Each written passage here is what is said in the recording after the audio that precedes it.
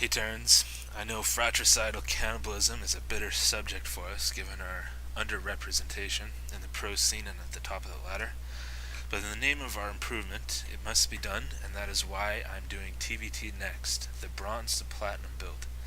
I'm going to jump right into the game now. It starts off in a very similar way to our Terran vs. Zerg build. However, it differs in that we're going for a starport rather than an armory. So as you'll see, I'm going to build up my workers again until I reach 9 out of 11, and then I'm going to begin my wall off at my natural ramp here.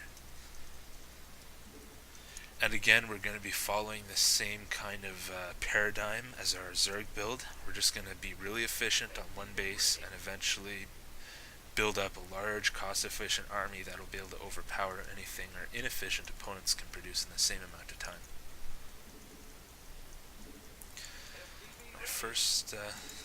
My ninth worker is done now, and he's building the supply depot at the edge of the ramp. We're going to be doing a 12 racks, 13 gas, just like the Terran vs. Zerg build.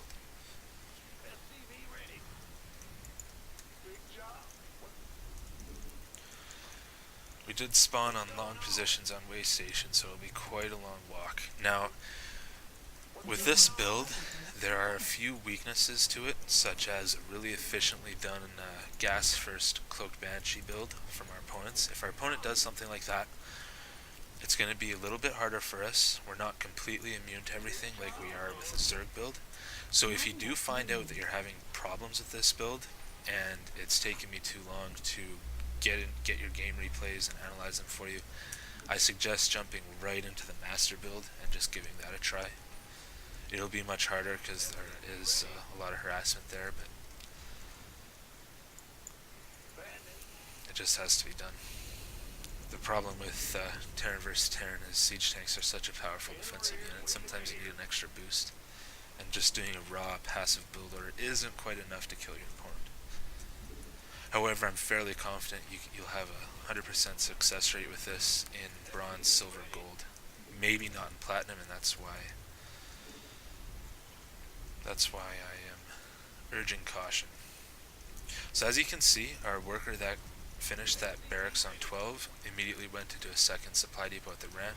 Our orbital was on 17, and our gas was on 13, just like the last build. It's going to start being different with the barracks here because we're going to be building 3 marines out of it rather than just the 2 like our last build. However, our factory is still going to start as well as soon as that depot is finished. As soon as our 3rd marine has started and our first SCV out of the orbital command has started, we're going to be building our 2nd gas as soon as we can afford it.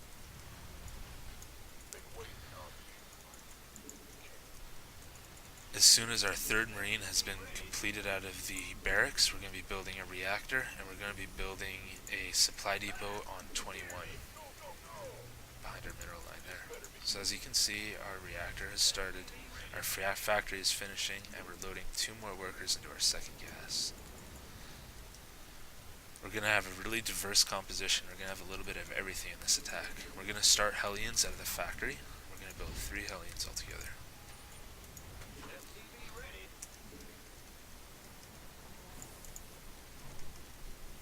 And we're against an elite Terran AI set to economical focus as a point of reference.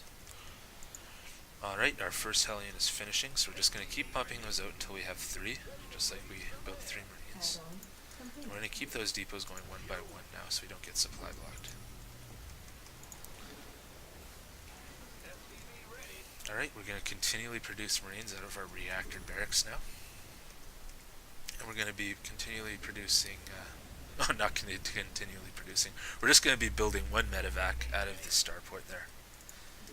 And we're going to go up to 3 Hellions, keep our marines constant, with all of our additional money being put into SCVs and supply depots. As you can see, our supply ratio is riding the maximum, but not quite hitting it. With Terran, perfect efficiency actually does include supply block because units that are being built also take up supply. As soon as our medevac is done, we're going to be building a tech lab on our starport, and as soon as our 3 Hellions have completed, we're going to be building a tech lab on our factory as well. Those depots still have to be coming one by one, with the workers one by one as well. And we're going to keep Marines coming constantly, tanks coming constantly, and we're going to build a Raven as well. If you find that you're struggling with controlling your whole army, you can just go into Banshees or Vikings. If you're having troubles, you can try that as well. It'll help you with those cloaked Banshee openers, as long as you bank a couple scans.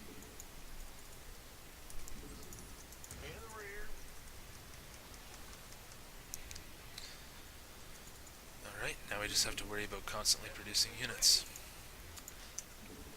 Our first tank is done. Our second tank has been started. Marines are still being constantly produced.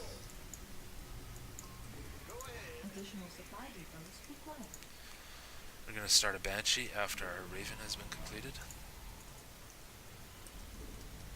You can go into Vikings instead of a Banshee as well if you've already been attacked by a Banshee.